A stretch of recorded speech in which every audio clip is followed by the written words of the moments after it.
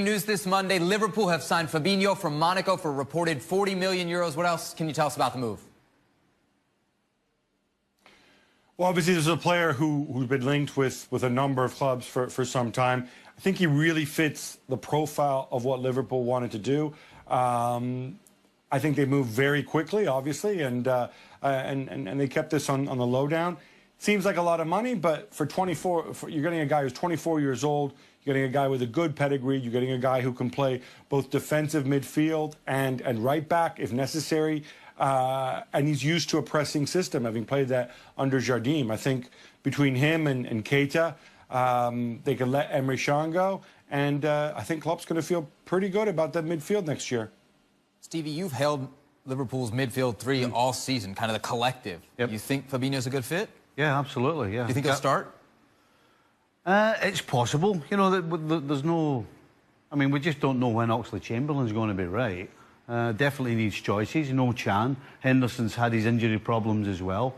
Fortunately, Keita's coming in. So I think this is a great signing. This guy, as Gab says, is not stuck to one position. He's a football player.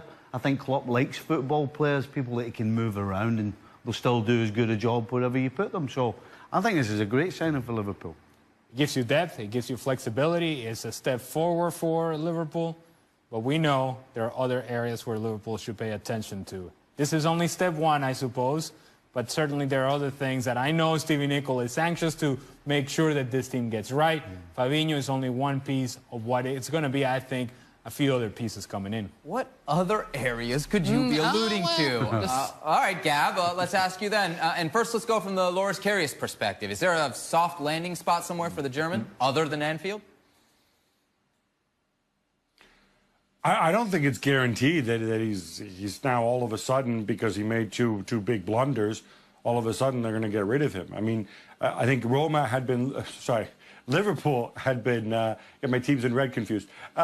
Liverpool had been looking for a goalkeeper. Obviously, they've been linked to Alisson before. I think Alisson's a far better goalkeeper than Karius, but I don't think necessarily means that now they're desperate to sell him.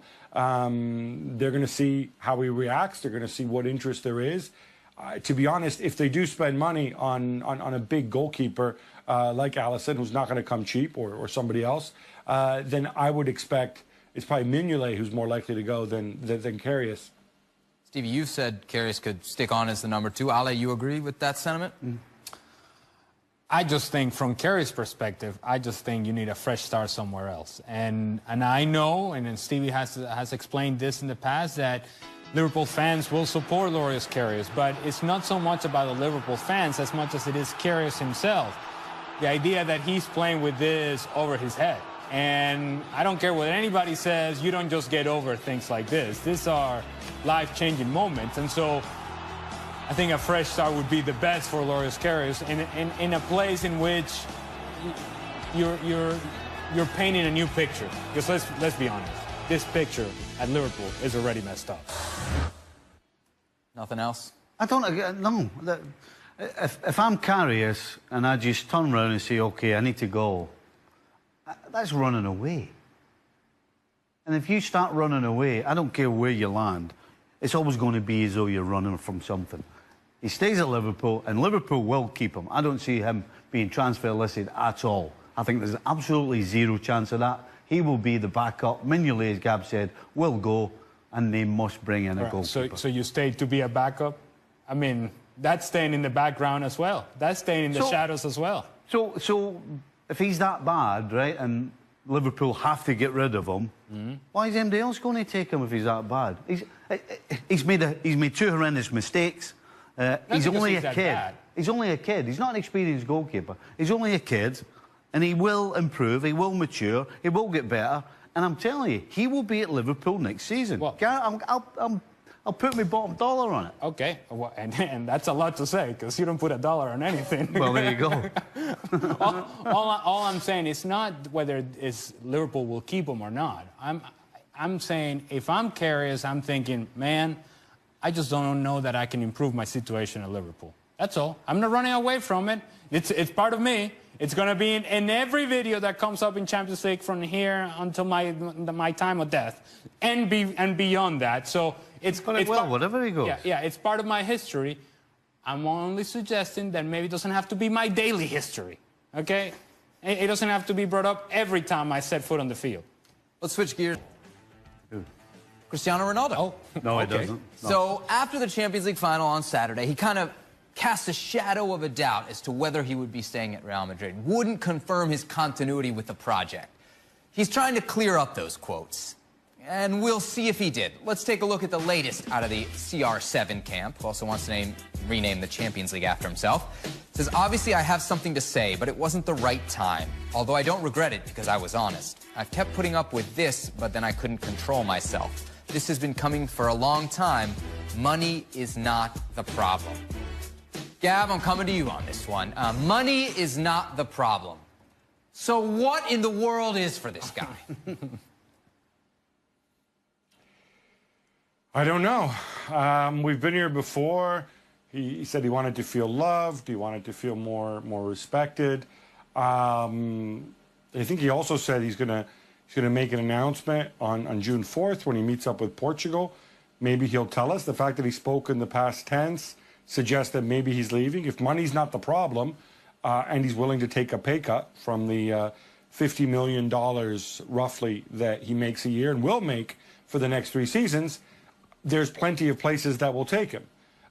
If the issue is money and that, he feels that Neymar and Messi, both of whom make substantially more than he does, and he feels that he should be getting another raise, then obviously that's a whole different issue. I don't know. I talked about this in my column today. Unless it's some sort of Zidane-related issue, or he's foreshadowing some move to China, or dare I say Major League Soccer, where they go to the point where they promise him a franchise and a big chunk of the league's revenue, and the keys to the keys to Don Garber's Ferrari. I don't know. I really don't know what is up with him. I don't know why he needs to make these announcements at these times. I don't know about you guys. This seems like, to me, the ultimate pettiness of an egomaniac. Am I being too hard? No, not at all. No, it's getting old, isn't it? It's getting old. And previously, you have to listen to it because of what he was doing on the field of play. The stats will tell you that he's still doing it. But the truth is, he's slowing up big time.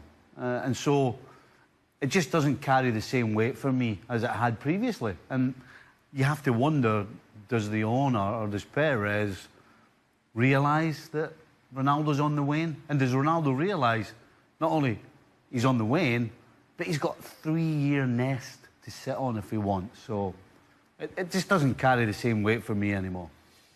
Of all the things that Ronaldo said in his quote, the latest one, the only thing that really carries any sort of importance for me is the fact that it was not the right time.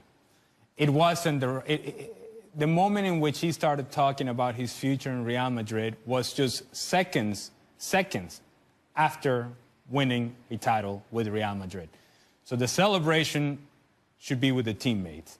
The moment should be celebrated by the fans, with the fans, and with the teammates. This is a team accomplishment. The moment you bring this up, he knows, we know, the fans know, everybody knows that then the storyline becomes Real Madrid won. However, what's going to happen with Cristiano Ronaldo? And that, whether he meant to do it or not, and I think we can all agree that it feels like he meant to do it, and that it was in his way, his statement of saying, I'm still the guy that should carry the headlines here, it is not only unacceptable on his part, but it's something that people should hold him accountable for. It is... Who can hold him accountable? Well, but who can hold him accountable?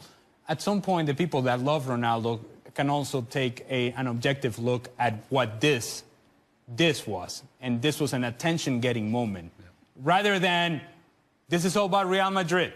This is about what we have accomplished. Now I'm going to make it about myself. And for those who do not like Cristiano Ronaldo, this is blood in the water. This is because it feeds into the rhetoric, it feeds into the storyline of what we think Cristiano is like. But when he does things like this, it becomes a certainty. He's just doubled up on it as well. Yeah. Because we've got Gab telling us now, he said he's going to make another statement in June or something. So he hasn't learned. You know, he's coming out as if to say, well, I shouldn't have said it then. And then he doubles up by making another statement that he thinks everybody's going to be hanging on to every word he has to say coming up. Go ahead, Gab. No, I was going to say, what I find most frustrating here is he says, well, I'm being honest and whatever.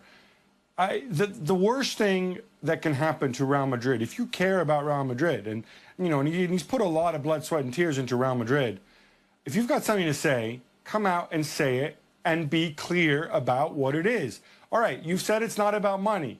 What is it about? Is it about your position on the pitch? Is it about respect? What is it that you don't like? Ideally, in the normal world, in the grown-up world, you would send George Mendes or you sit down yourself and you would speak to Zidane or Florentino or whoever you would speak to. Now, maybe they've done that and we don't know about it, and he feels the need to go public. But if you're going to go public all the way. If the problem is not money, and it's not that you want to raise because you think that you should be making as much money in his name out of Messi, then come out and say what the problem is. Because I'll tell you what, if you don't go out and you don't make it clear, then people will speculate, and they will speculate, and they will come to bad conclusions about you, like two guys in the studio just did, and they're going to assume that this is some kind of mystery babying, and it's not going to help you, and it's not going to help Real Madrid. Guys, Cristiano Ronaldo knows he's 33. He knows he didn't score in the Champions League final. And he also knows that Gareth Bale scored a golazo in the Champions League final. Is there a hint of jealousy here, you think?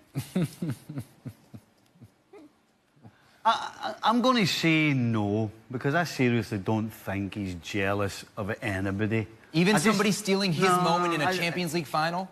Not really. You know, to him it's just, well, for once it wasn't me, but you know what? I'm Ronaldo. So I don't think he's jealous.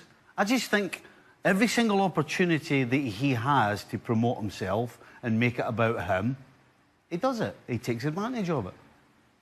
Yeah, I don't think it's jealousy that Gareth Bale scored the goal, but certainly Ronaldo would have loved to have been the one scoring the bicycle kick, right? So let's not kid ourselves. Cristiano Ronaldo likes himself, and that's fine. I'm not criticizing Cristiano Ronaldo for liking himself, because that's part of what makes him who he is as a player, and what he has been, and how spectacular of a talent he has been for so many years. My problem is when you take it a step further. My problem is when now you certainly just make it about yourself and undermining the importance of the achievement of the team. And in the end, this is a team sport.